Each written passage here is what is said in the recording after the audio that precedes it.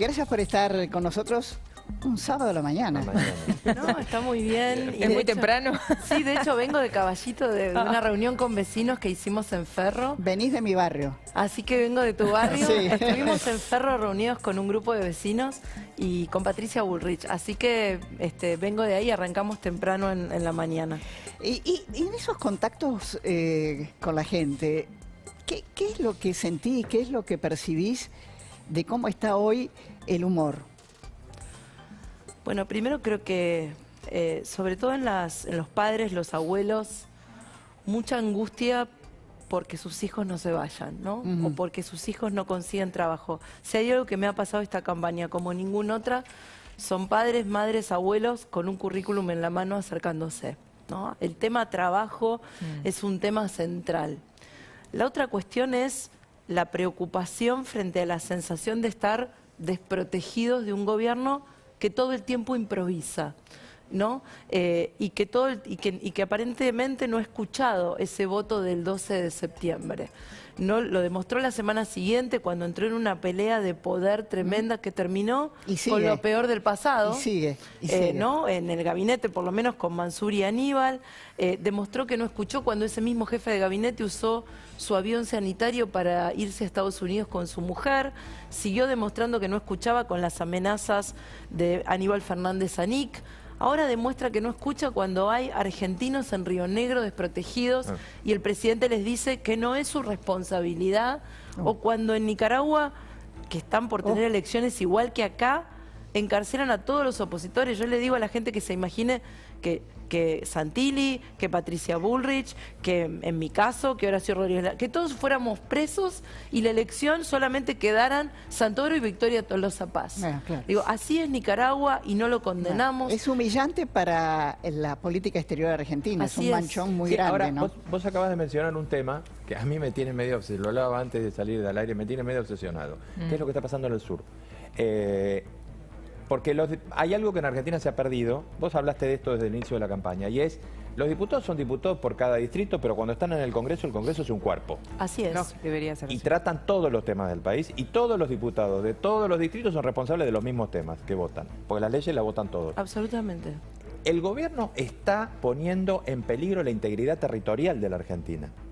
Y yo no veo que nadie esté haciendo nada, porque es de una gravedad muy seria. Es decir, cualquier grupo mapuche un día de estos va a tomar 10 hectáreas, va a mandar algún delegado a la ONU o a la OEA y va a pedir que lo declaren, que declaren la situación de beligerancia y vamos a tener un problema internacional serio.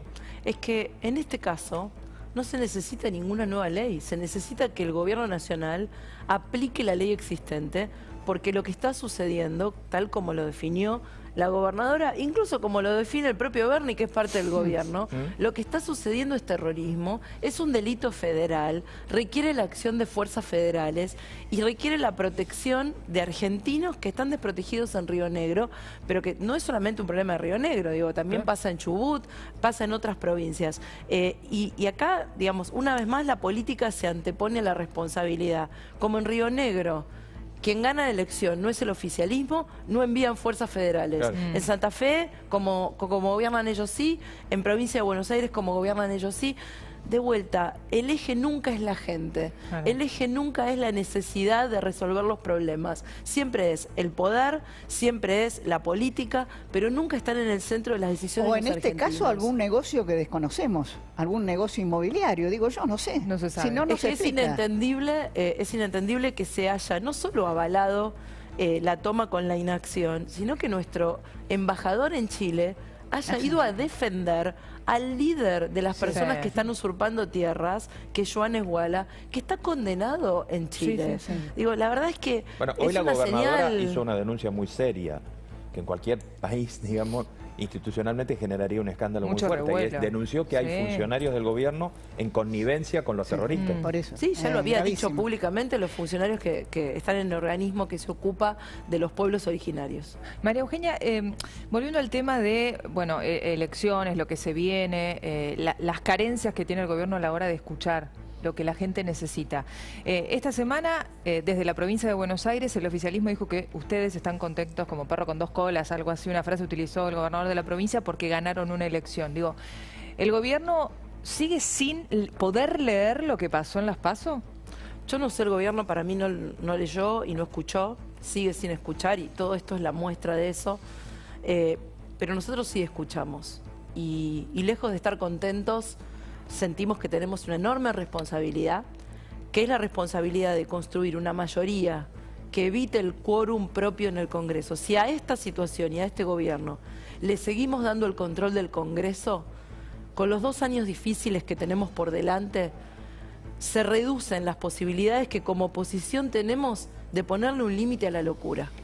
Nosotros queremos un bloque de 120 diputados en la Cámara de Diputados y 5 senadores más en la Cámara de Senadores para poder frenar el aval a la usurpación de tierras, las iniciativas como la expropiación de Vicentín, las reformas judiciales para la impunidad de los procesos políticos, de los propios políticos del espacio del Frente de Todos.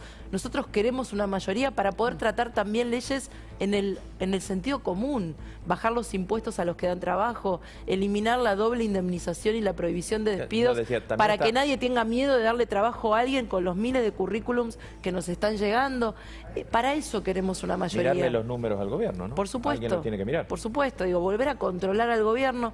Yo lo que digo es, esta improvisación, esta anarquía, esta anomia en la que nos ha sumido el gobierno en sus propias disputas de poder y con una profunda indiferencia al dolor de la gente, porque eso es lo que ha demostrado. Y un fuerte autoritarismo solo se frena con un bloque sólido, grande, experimentado, que haya aprendido de haber gobernado, que haya atravesado crisis para ponerle un poco de sensatez a la locura a la que el gobierno permanentemente nos está llevando. María Eugenia, quería hacerte una pregunta en relación a lo que vos señalás. En caso de repetir los números de septiembre, ha habido una disputa incluso dentro de Juntos sobre si hay que pedirle la presidencia de la Cámara a Massa. Quería preguntarte, primero, ¿cuál es tu posición? Y segundo, si en caso de hacer eso no corremos el peligro, ustedes no corren el peligro de tener que cogobernar.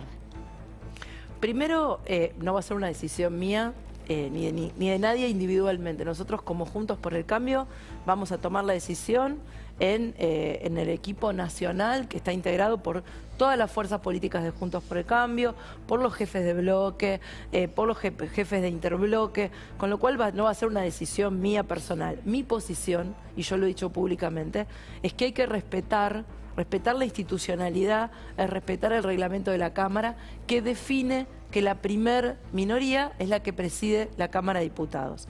También señalar que el presidente de la Cámara de Diputados no gobierna. El presidente de la Cámara de Diputados tiene 2 funciones: dirigir las sesiones, convocar a labor parlamentaria donde con todos los jefes de bloque, de acuerdo al número de diputados, se define qué temas se tratan y qué temas no se tratan, y administrar la Cámara de Diputados. No interviene en decisiones del Ejecutivo, no interviene en el gobierno. Digo, y yo lo puedo decir con conocimiento del tema, porque cuando yo fui gobernadora, los 2 primeros años, la presidencia de la Cámara de Diputados de la provincia la tuvo la oposición. Claro, sí. La tuvo Jorge Sarguini. Y en ese periodo, en ningún momento Jorge Sarguini cogobernó conmigo, porque son poderes independientes, que es lo que a veces el kirchnerismo no entiende. Pero había más chance de diálogo, ¿no? ¿No? Por supuesto. Digo, pero son poderes independientes. Pero esa es mi posición. Finalmente vamos a hacer lo que el conjunto de Juntos por el Cambio decida, y por supuesto, si esa no es la posición mayoritaria, yo lo voy a acompañar. Acá lo importante, Clara, más allá de un cargo o no, que no es lo más relevante, lo importante es esto, que la gente entienda que esta elección no es una elección más, que van a tomar una decisión de vida, porque en la dificultad que todos los argentinos sabemos que viene después del 14 y que va a venir los próximos 2 años, porque todo lo que estamos viendo son manotazos de ahogado, no vemos un plan, no vemos un programa económico y encima vemos fuertes diferencias al interior de la coalición en el gobierno. Es difícil entender quién gobierna por momentos. Bueno, en esa escena lo que nosotros podemos ofrecer, si tenemos un bloque de 120 diputados y nos faltan 3, y en la ciudad es la diferencia en que entre Carlos Heller o Sandra Pita al Congreso. Si logramos eso, bueno, entonces vamos a poder ayudar a ponerle un poco de sensatez, de sentido común, de tranquilidad a la falta de planificación, a la falta de seriedad, a la falta de profesionalismo que este gobierno nos demostró, no solo en el manejo de la pandemia, que ya lo vimos y quedó evidenciado, sino que nos sigue mostrando hoy frente al tema que más nos preocupa, que es la economía. Ahora te das cuenta que el margen de error de la dirigencia política, de los que gobiernan y de la oposición, cada vez es más estrecha. Hay un desgaste emocional, económico y social en la gente brutal. Tenemos una gran conciencia clara sobre la enorme responsabilidad de la oposición en los próximos 2 años, en garantizar la institucionalidad del funcionamiento de justicia, del funcionamiento del propio Poder Ejecutivo, que todavía tiene 2 años que cumplir y tiene que dar respuestas, tiene la responsabilidad de dar respuestas a los problemas de la gente. 2 años bravos si pierden en noviembre. 2 años bravísimos si pierden en noviembre. Sí, pueden venir 2 años muy difíciles. Tremendo. Por eso me parece que no hay lugar para, digamos, frente a la improvisación del oficialismo, claro, no hay lugar para improvisar en la oposición. Entonces, y no hay lugar para expresiones individuales o minoritarias, porque no van a cambiar las Ahora, cosas. ¿es la oposición, es Juntos por el Cambio, es todo? O también vos no detectás que hay un cambio de aire. Es decir, yo nunca vi en Argentina que quien esté recibiendo platita en los términos del gobierno diga esto no me sirve. O quien claro, la verdad sí, no lo vi cambio nunca. de época. ¿No notás un cambio de aire? Sí. A ver, O el la voto gente de que los dice sectores controles más de precios, humildes. que van a venir con controles de precios, y Claro. lo dice la gente que camina, la gente del público de a pie. O el voto, Rubén, en los sectores más humildes. Sí, ahí es donde veo el cambio grande.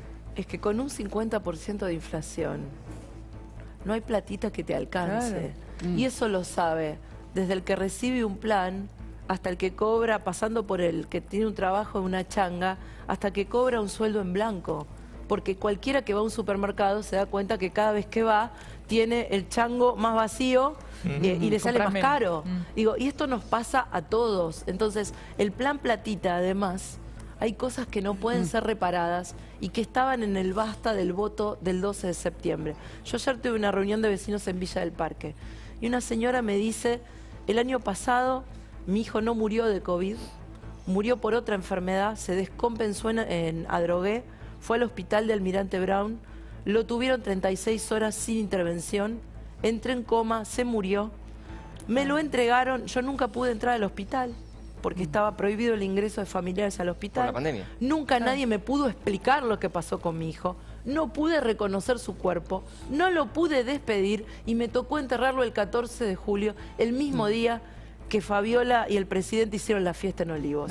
Me dice, ¿usted cree que a mí, con platita, me van a devolver a mi hijo? Me dijo, ni con todo el oro del mundo me van a devolver a mi hijo. Entonces creo que no entienden que a las madres que vimos llorar a nuestros hijos por querer ir a la escuela y no poder ver a sus amigos y tener que verlos por celular, o ni siquiera en los hogares más pobres poder seguir las clases porque había un celular para 4 hijos y no se podía hacer Zoom para todos, porque esas madres que vimos eso, porque las madres que perdieron un hijo, porque aquellos abuelos que me cuentan, mi nieto se fue y tengo otro que se quiere ir, y eso no hay platita que te lo pague. Eso es lo que no entiende el gobierno y por eso no cambia. María Eugenia Vidal, muchísimas gracias por haber estado con nosotros. Y gracias a tu familia porque te dieron permiso para venir un sábado a la Mi familia mañana. ya sabe que ahora, hasta los sábados a la tarde, estoy trabajando. Bueno, Así que, muchas gracias. siendo Domingo campaña descansa. me lo perdonan. Vamos a un corte y volvemos.